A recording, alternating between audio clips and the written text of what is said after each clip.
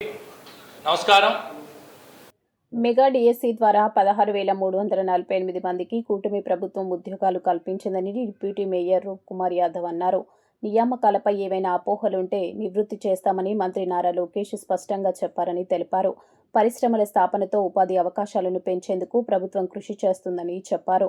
ఇది జీర్ణించుకోలేక వైసీపీ నాయకులు ఉనికిని కాపాడుకునేందుకు రిలే నిరాహార దీక్షలు చేస్తున్నారని విమర్శించారు.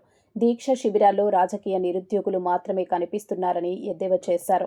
అంతేకాకుండా నిరసనల పేరుతో భక్తులు పవిత్రంగా భావించే గోవింద నామాలను అవహేళన చేశారని ఆరోపించారు. వైసీపీ దుర్మార్గపు రాజకీయాలను ప్రజలు గమనిస్తున్నారని, సరైన సమయంలో ప్రజలే గుణపాఠం చెబుతారని డిప్యూటీ మేయర్ రూప్ కుమార్ యాదవ్ అన్నారు.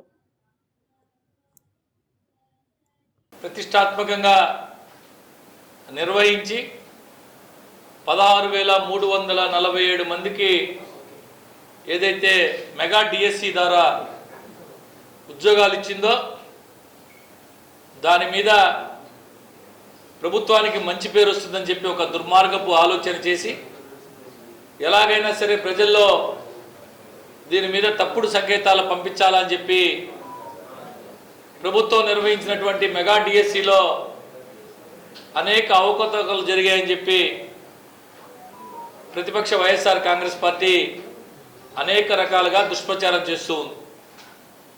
ఇందులో భాగంగానే రాష్ట్ర వ్యాప్తంగా ఇటీవల 3 రోజుల పాటు ఏదైతే ఈ మెగా డిఎస్సిలో అర్హులై ఉండి మాకు ఉద్యోగాలు రాలేదని చెప్పి ప్రతిపక్ష పార్టీ వాళ్ళు ఆరోపిస్తున్నారు. వారందరి చేత రిలే నిరాహార దీక్షలు చేయిస్తాం రాష్ట్ర వ్యాప్తంగా అని చెప్పి ప్రతి నియోజకవర్గంలో కూడా ఈ రిలే నిరాహార దీక్ష 3 రోజుల పాటు నిర్వహించడం జరిగింది. వీళ్ళు చేసినటువంటి ఈ రిలే నిరాహార దీక్షలు నిరుద్యోగుల కోసం చేసినటువంటి రిలే నిరాహార దీక్షలుగా ఎక్కడ కూడా కనపడలా. ఏదైతే రాజకీయ నిరుద్యోగులుగా ఉన్నటువంటి వీరు రాజకీయ నిరుద్యోగులుగా ఉన్నటువంటి వీరికి రాజకీయ ఉద్యోగం కొరకు రిలే నిరాహార దీక్షలు చేసినట్టే ఉంది తప్ప మరొకటి ఏమాత్రం కూడా లేదు.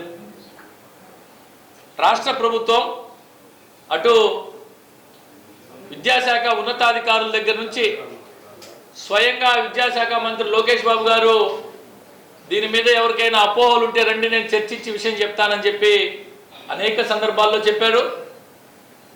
అధికారులు అయితే చాలా సుస్పష్టంగా ప్రతి ఒక్క దానికి వివరంగా సమాధానం ఇచ్చారు. ఎక్కడ స్పోర్ట్స్ కోటాలో ఎందుకు ఏ విధంగా ఏ వ్యక్తికి ఉద్యోగం ఇవ్వాల్సి వచ్చిందో చాలా స్పష్టంగా కూడా చెప్పడం జరిగింది. ఇందులో భాగంగా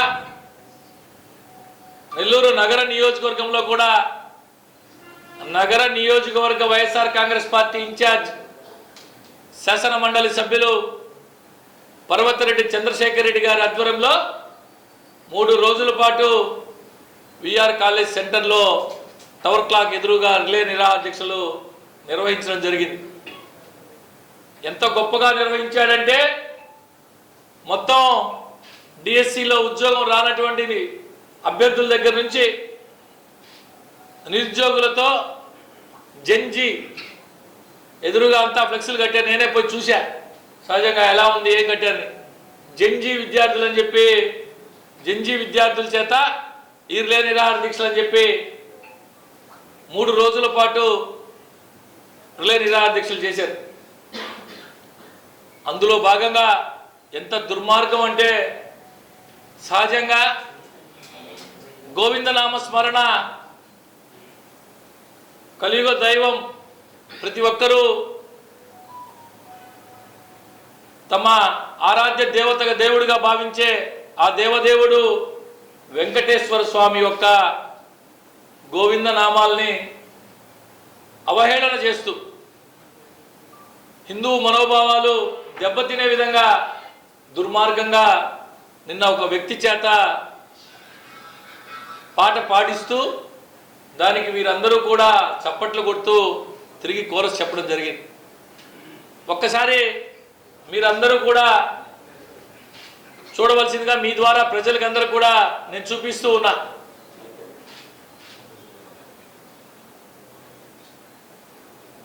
సౌండ్ పెట్టమ్మా.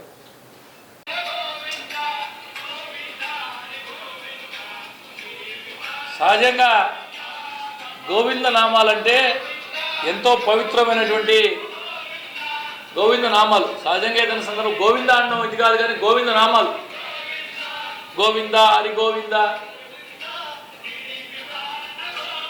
ఒక్కసారి మీరందరూ చూడవలసిందిగా విజ్ఞప్తి చేస్తూ ఉన్నా. మీ అందరికి కూడా బహుశా చూసుంటారు, అయినా కూడా నేను లింక్ పంపిస్తా.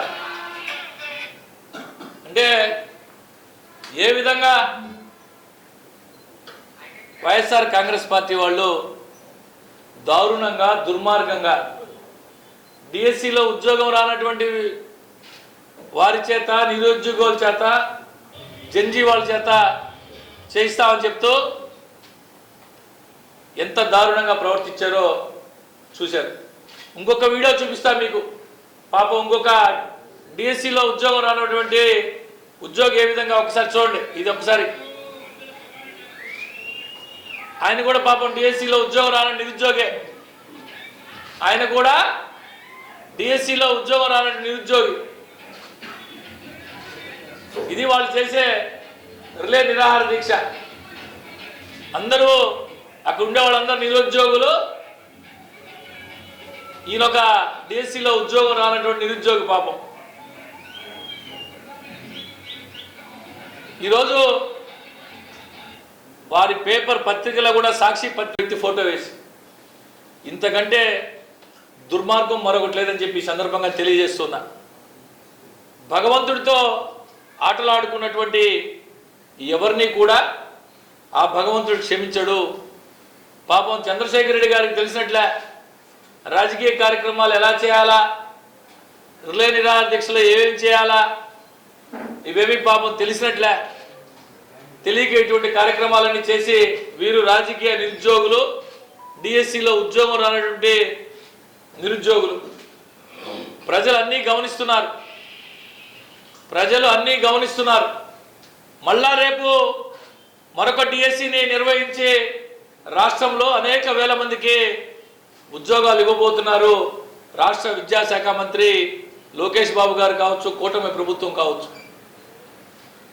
ఎంతో కష్టపడి ఒకవైపు ముఖ్యమంత్రి గారు, మరోవైపు లోకేష్ బాబు గారు, మరోవైపు ఉప ముఖ్యమంత్రి కళ్యాణ్ గారు, పవన్ కళ్యాణ్ గారు.